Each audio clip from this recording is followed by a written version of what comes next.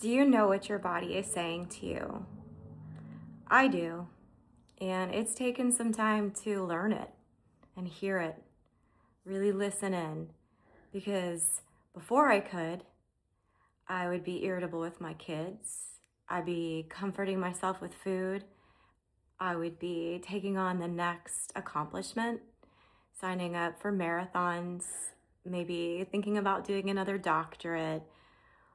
Oh, competing in bodybuilding competitions. There's no telling what I orchestrate and I do to keep myself preoccupied.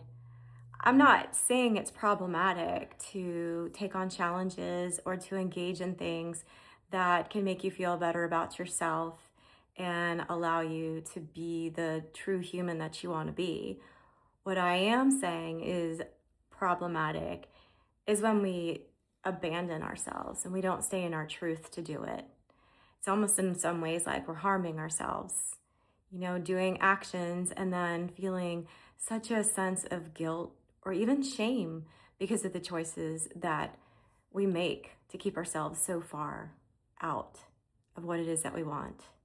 But landing in your body and noticing what's going on and hearing it, it's definitely a thing.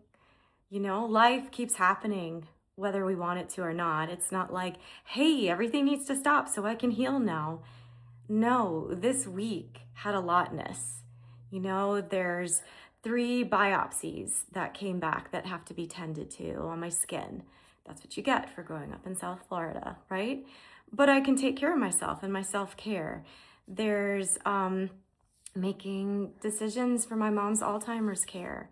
There's juggling 2 kids and dogs.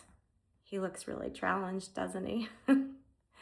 There's doing that. This week is my dad's birthday.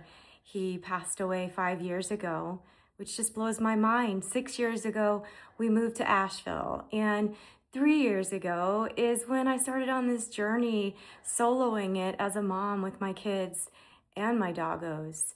So this space and time really is important for me, and it marks a lot of growth and a lot of change. And so to be in it, people talk about like coming home to themselves. I'm not feeling like I'm coming home to myself. What I feel like is I am in my home, in myself, because to come home to it would be saying that I felt a sense of where I was to be before. And to be home in myself now is to be okay now.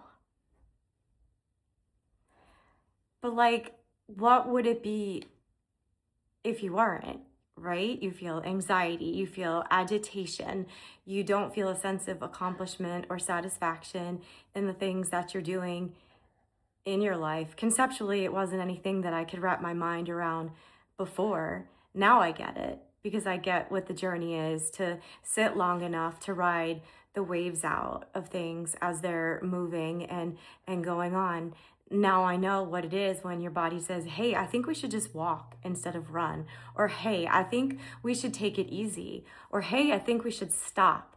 And there's like these tools inside of my toolbox now that tell me, okay, let's put our feet up. Our nervous system has to regulate because before things would go so fast, constantly moving, constantly, like I said, taking on another accomplishment, taking on another task, doing more. And doing more doesn't equate to feeling a sense of self anymore, putting my own needs in front of others. Now it's about going slower. A lot of days when I start off, it's like, okay, I'm just going to put one foot in front of the other. Today is about keeping my head where my feet are. Because the moment I start worrying about the things that I didn't do yesterday or get so caught up in my to-do list, yes, I call it my to-do list instead of my to-do list because it makes me feel a greater sense of being able to finish it rather than, oh my God, what else do I have to do? But now it's like, okay, let's just get done what we can get done. And somehow it falls into place. So when I set that space of just like, let me just do one more thing right now, just one more. And then sequentially it keeps going and going, but it leads in a softer way. So when I get done, I don't feel exhausted and I don't feel burnt out. I feel like, all right, this is manageable. This is doable. So many of us are feeling the pressure. We have to be like super moms with our capes going, or Wonder Woman. And this idea of having to do it with such perfection. And I'm saying, like, how do we do it with grace? How do we come back to the idea of us being our home instead of it being from external validation?